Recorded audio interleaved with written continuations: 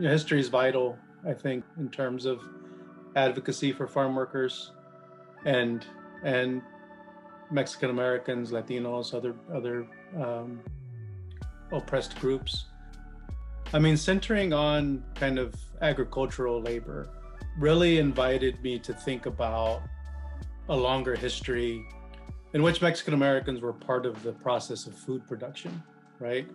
I start off my early Chicano history class with the civilizations that emerged in central Mexico hundreds of years ago, and how the cultivation of corn, of maize, was the basis in which those civilizations grew. Tenochtitlan, which became Mexico City, right, was probably the largest city in the world when the Spaniards arrived in the 1500s. And there was this complex kind of process of irrigation and, that expanded the ability to produce corn and other kind of crops. And so, thinking of farm workers and what they've, the kind of oppression they've experienced and the struggles that they've had, it's interesting to go back to that moment where, the ancestors of Mexican people were part of, inventing corn as something to produce and to build a civilization and society around. And so the problem now is that that's the control over that labor has switched hands into this system that we have now. And that has been the source of a long-standing kind of struggle for farm workers, and that's been deeply related to Mexican Americans. So after the Mexican-American War in 1848, very quickly, I think Mexican origin people became the source of labor for producing agriculture. And as the infrastructure built to be able to produce more agriculture in places where you couldn't before, California is one important place that's really dry, but figuring out how to bring water there enabled the farms to expand. And that by and large led into the hands of mostly, white American folks who were able to take advantage of these new kind of processes and own property and need to hire people to work on them. So very quickly, Mexicans were deeply involved with that as the laborer in that process. And also very quickly by the late 19th century, definitely by the early 20th century, Mexican people were being recruited to work from Mexico, right? Migrating from Mexico to be recruited to work in agriculture. On the one hand, Mexican ingenuity, Mexican labor has been vital to producing food in the US through time. But that leads to questions, right? In terms of the fact that Mexican Americans and Mexican immigrants are making this kind of contribution to the society. What are they owed in terms of their participation and membership in the society? What conditions are they working over? Which we know the conditions have tended not to be good in terms of, part of the reason why they were recruited was in order to have a cheaper labor source, in order for the businesses to, yield more profit by having lower wages, lower kind of safety conditions, living conditions, right? That has to do with the way race subjugates and stigmatizes certain participants in the workforce as undeserving in some ways of the same kind of wages that white workers get, which really pits white and non-white workers against one another, right? And that's been a constant source of tension in the history of the country as well. Yeah, to recognize the way race kind of mitigates or facilitates the decisions made on who gets paid what and so that leads to, who gets citizenship, who gets membership at kind of a full kind of experience as it's guaranteed in the Constitution and in the laws in the country.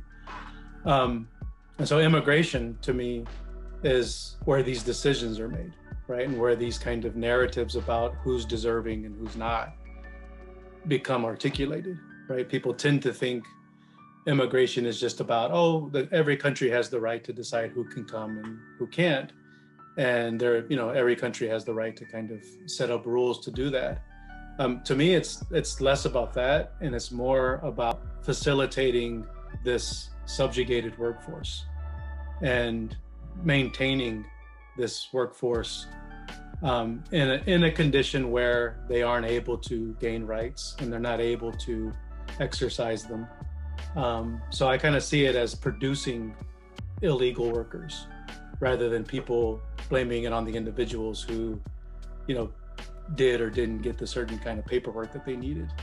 And this is the beginning of the repatriation campaign in the 1930s, where it's the Depression, and President Hoover suggests removing foreigners from the United States in order to make more room for American jobs, right?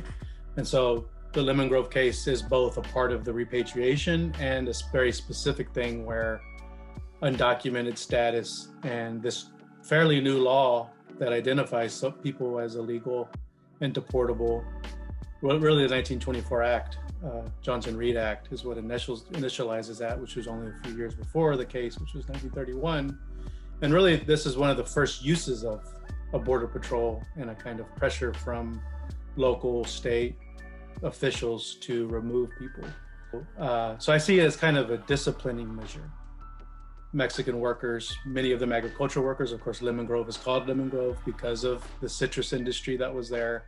Many of them were lemon pickers, orange pickers, as well as some worked in mining. There was a quarry there as well. But when these workers start to ask for more demands, whether it's for their kids to go to a good school or whether it's for workers' rights, which the Lemon Grove parents were also organizing a union at the same time while they were advocating for their kids. Deportation is an option for folks with power, whether it's folks in the government or corporate elites, to quash their dissent, to remove them, to disorient their movements by deporting those who may not have documentation. So that's all kind of before the Bracero program, which gets initiated in the 40s, right? The Bracero program really formalizes something that was informal, which were the state, state officials, agricultural growers, and were recruiting Mexican laborers and managing them under this kind of repressive regime that Mexican workers and other workers always fought back in, but that was what that looked like at the time. And the Bracero program tries to formalize that relationship. I think to heal, right, we have to define what the problem is. We have to define what the sources of pain are. And as I'm attempting to describe here, the sources of that were that the workers had little say over the conditions in their life and over the worth of the value of their labor and their lives. What gives me hope is that they always fought back. Mexican Americans have a long radical tradition of organizing into mutual aid societies, into unions. They've worked across difference to unite with Japanese workers, with Filipino workers, with white workers, with black workers at different moments.